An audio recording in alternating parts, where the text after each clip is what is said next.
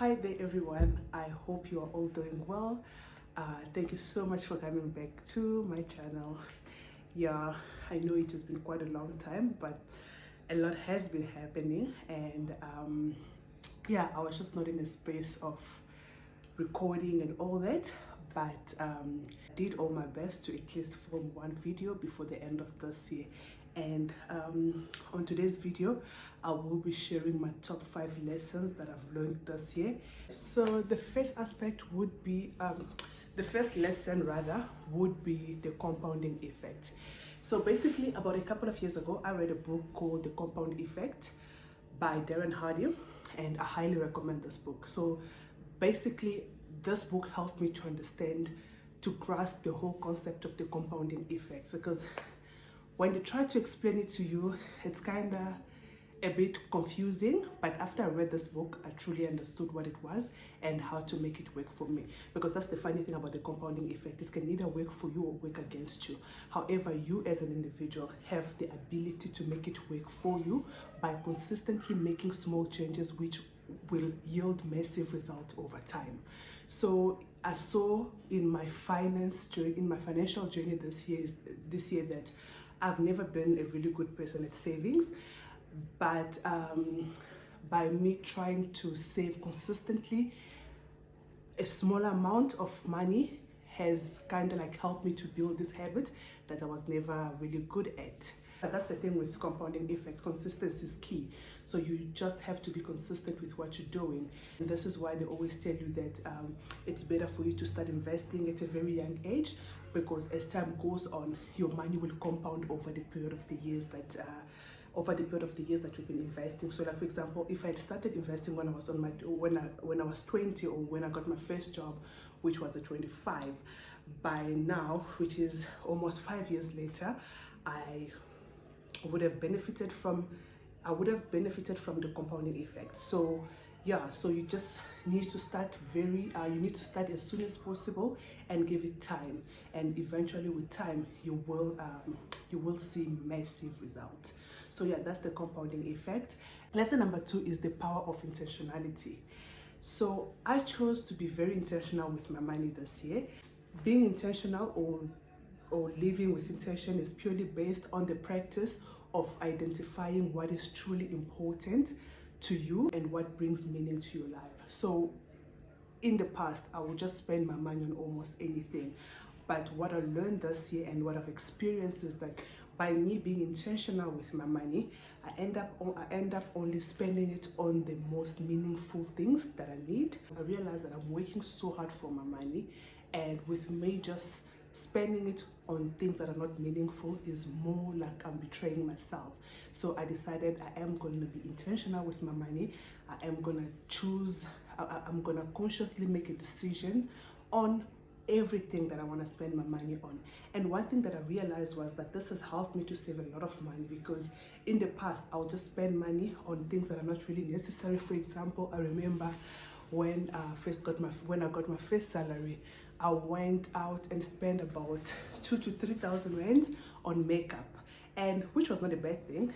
If I had invested this money in the stock market or in any kind of legit investment, it could have yielded massive result by now. But because I was not intentional then, I chose more the instant gratification to spend this money on something that made me happy there and there. So yeah, just being intentional, living in the moment, and just making conscious decision about where I'm spending my money, and it's really helped me a lot to spend less and invest the difference. I've learned to be very clear about my intentions and goals, whilst also staying flexible, because certain things happen in life that I cannot control. And with me being flexible in my goals and how I'm going to achieve them, just helps to take away the anxiety and frustration that comes in when you just can't control life. So like, yeah, that's the second lesson. Third lesson, which is something I'm really proud that I've managed to understand and and just pursue, is understanding the fact that failure is part of success. For the biggest part of my life, I was super terrified by failing, And this has done me some good, but it has done me more harm than it has done me good. Why do I say this? Because naturally I'm an optimistic individual, and with optimism comes a lot of opportunity. So I've been presented with a lot of opportunities in my life, but I was just too afraid to go on and take those opportunities while thinking that I'm gonna fail. I used to criticize, I used to be very critical about everything that was presented to me. So because of that, I ended up losing a lot of opportunities that could have worked out for me, or some that couldn't have. But the key here is that I managed to understand the fact that failing is part of success. By failing, you learn, and you make less and lesser mistakes until you make it. So this year specifically, I took on a lot of risks, and obviously with the help of my husband, I was able to take opportunities that I would have never taken before. And I failed at some of them went well, but the nice thing is that the lessons I learned from those failures are lessons that I would have never learned if I did not pursue those opportunities. So yeah, I'm very proud of myself. I'm very proud to say that I have overcome that fear of failure, because this year specifically I took on opportunities and risks that ended up failing, and I'm still okay. I know life goes on, things will definitely work out. So yeah, one quote that I live by now is, I don't know who's the writer, but this quote says, every failure is a lesson. If you're not willing to fail, you are not ready to succeed. So at this stage of my life, with everything that I'm doing, I'm embracing failure now, and I know that it will lead me to the better place. The fourth lesson, this is the power of gratitude. The power of gratitude. This one is also a very important one. I'll tell you why I think it's very important. But I started practicing gratitude after I had my daughter. This was because we were going so much. This was because we were going through a pandemic. There was so much uncertainty in the world, and for me to see that I was able to carry a healthy pregnancy during a pandemic and give birth to a very healthy baby just made me realize how much I had in my life. And I just became so much grateful, because there were just so many things that were happening around, and all the negativity that was happening around, and to have all those positive and great stuff happening in my life, I realized that there was so much that I had to be grateful for. And on top of that, I had a very great support system. So it was just so much for me to realize that I need to be grateful with what I have now in order for me to gain what I need.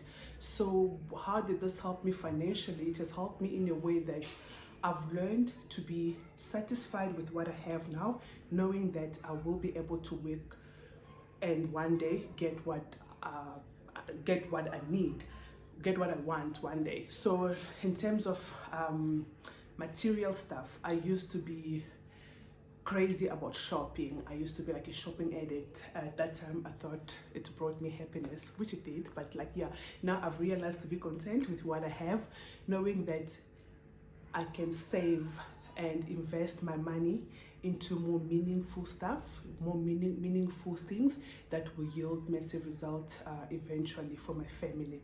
So yeah, that's what the power of gratitude has done to me.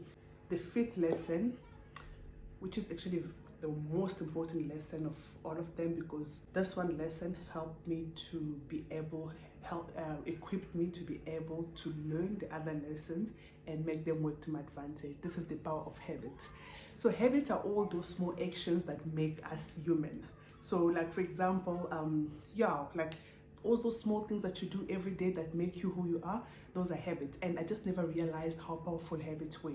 And this is the thing, when you have good habits, then they structure you and take you to a better place, compared to when you're pursuing or doing bad habits.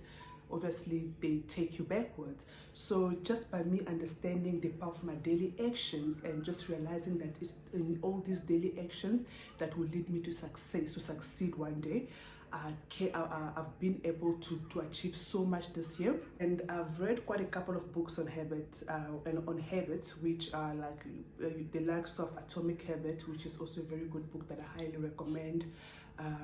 5 a.m. Club by Robin Sharma, my favorite author. So like, yeah, so if you could just work on your habits and try to better yourself every single day, this will eventually lead you to a better place. And I believe that I am at a better place now since I've changed my habit and tried to pursue more meaningful and better habits. And these habits will take me to a better place one day. So like, yeah, those are the 5 lessons that I've learned this year. So I really hope this resonates with you, and I hope it can also help you to reflect on what this year was, because for me, this was a really good year for me, I must say. A lot has happened in my life that I'm super grateful for. To be where I am now financially compared to what I was last year is major improvement, and I'm super proud of myself. I'm grateful for those around me, and yeah, I just want to wish you guys all the best for the coming year. Want to wish you a prosperous year, and yeah, with all your plans, may you do great, and may you achieve all that you ever needed. With that being said, I'll say bye to you guys for now, and I will see you guys again next year. So ciao.